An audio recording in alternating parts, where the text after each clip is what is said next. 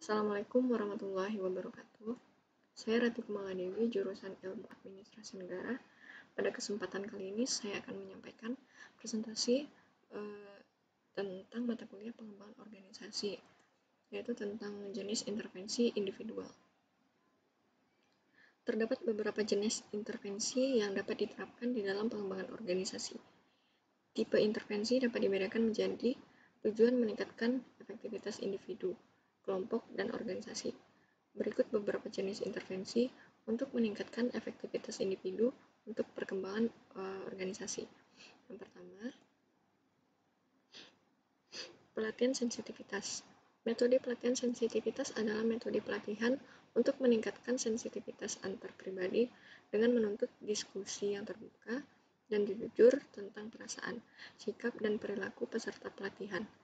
Partisipasi dalam pelatihan ini didorong agar memberitahukan kepada peserta lainnya secara jujur bagaimana perilakunya di mata orang lain dan perasaan orang lain terhadap perilakunya. Semuanya mengacu kepada sebuah metode perubahan perilaku melalui interaksi yang tidak struktur. Tujuan pelatihan sensitivitas yang pertama menjadi kompeten dalam hubungan pribadi seseorang. Yang kedua, mempelajari lebih banyak tentang dirinya sebagai pribadi. Yang ketiga, mempelajari bagaimana orang lain bereaksi terhadap perilaku seseorang. Dan yang keempat, mempelajari tentang dinamika formasi kelompok. Tahapan metode pelatihan sensitivitas. Dalam pelaksanaannya, metode ini terdiri dari 3 tahap. Yang pertama, team grouping, yaitu berisi tata cara pengorganisasian peserta pelatihan. Para peserta akan dibagi ke dalam beberapa kelompok kecil untuk melakukan pertemuan rutin secara tatap muka. Yang kedua, exercise, berisi teknik yang bisa digunakan dalam diskusi pada pertemuan yang dilakukan dalam T-group. Yang ketiga, theory session, digunakan untuk menjelaskan secara teoritis dan konseptual apa yang terjadi selama kegiatan T-grouping dan exercise. Yang kedua, coaching dan counseling. Coaching adalah suatu bentuk pengembangan melalui pelatihan dan bimbingan yang diterapkan oleh suatu perusahaan atau organisasi. Tujuan coaching adalah untuk mendukung pembelajaran karyawan atau klien demi membantu mereka dalam meraih tujuan pribadi atau tujuan profesional tertentu.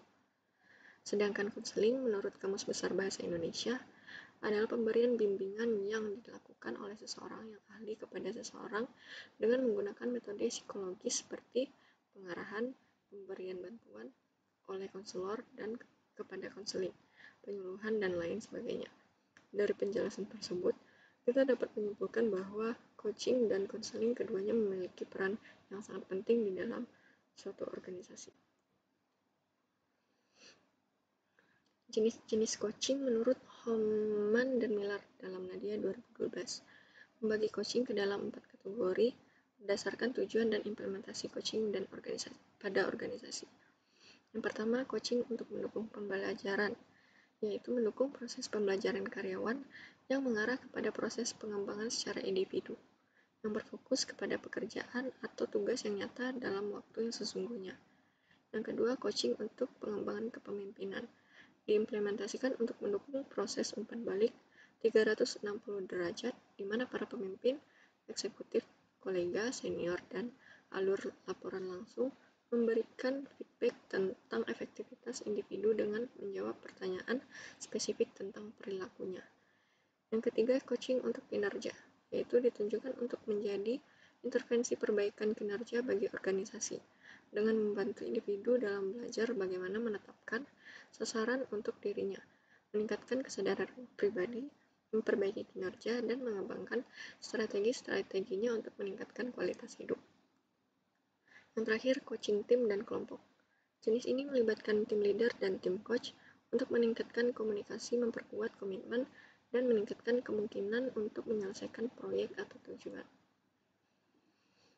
Faktor pendukung pemberian konseling. Yang pertama, adanya permasalahan pribadi karyawan, yang mungkin pimpinan dapat memberikan masukan atau solusi agar tidak mempengaruhi kinerja karyawan tersebut. Yang kedua, adanya kebijakan-kebijakan baru dari perusahaan yang mungkin kurang dimengerti atau karyawan tidak menerima akan kebijakan baru tersebut, sehingga perlu dilakukan konseling bagi karyawan tersebut. Yang ketiga, adanya karyawan yang merasa adanya hambatan karir atau bahkan stres, jenuh atau terlalu banyak tanggung jawab pekerjaan. Yang keempat, adanya perasaan bimbang anggota atau karyawan dengan kemampuan dirinya. Yang kelima, karyawan atau anggota merasa kecewa dengan atasan. Serta yang keenam, adanya karyawan yang mengalami kegagalan di dalam pekerjaannya. Hambatan pemimpin di dalam melakukan coaching dan konseling. Yang pertama, tidak ada waktu untuk melakukan coaching atau konseling. Yang kedua, anggapan bahwa dampak perubahan organisasi tidak mempengaruhi kinerja karyawan sehingga tidak perlu dikonseling. Yang ketiga, tidak mau menambah masalah sehingga tidak mau mengambil peran untuk coaching dan konseling. Yang keempat, ada anggapan karir karyawan merupakan urusan pribadinya. Adapun manfaat coaching dan konseling, yang pertama meningkatkan kualitas dan kuantitas dalam kerja. Yang kedua, meningkatkan kemampuan karyawan dalam menyelesaikan masalah. Yang ketiga, meningkatkan kepercayaan diri karyawan dan juga atasan di dalam menyelesaikan masalah.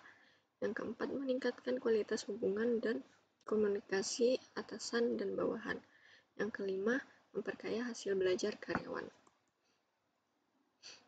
Yang ketiga, mentoring atau bimbingan.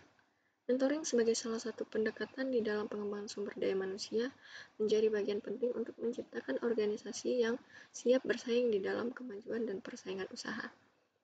Menurut Kaswan tahun 2012, menjelaskan mentoring sebagai sebuah kemitraan antara yang memberi bimbingan dan yang menerima bimbingan. Mentoring merupakan suatu hubungan interpersonal di dalam bentuk kepedulian dan dukungan antara seseorang yang berpengalaman dan berpengetahuan luas dengan seseorang yang kurang berpengalaman ataupun yang pengetahuannya masih sedikit.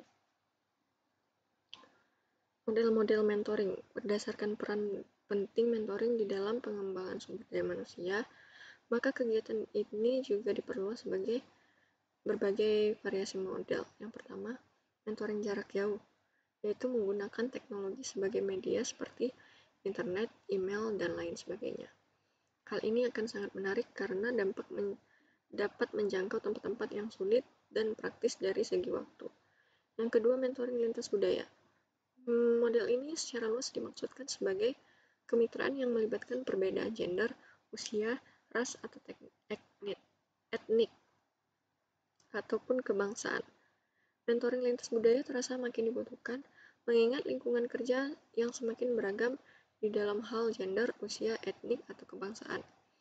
Yang ketiga, mentoring kelompok.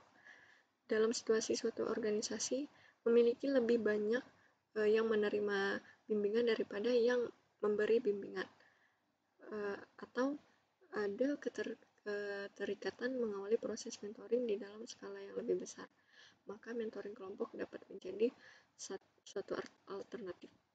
Yang keempat, mentoring organisasi. Terjadi hubungan antara bisnis ke bisnis yang lainnya. Tantangan di dalam pelaksanaan mentoring.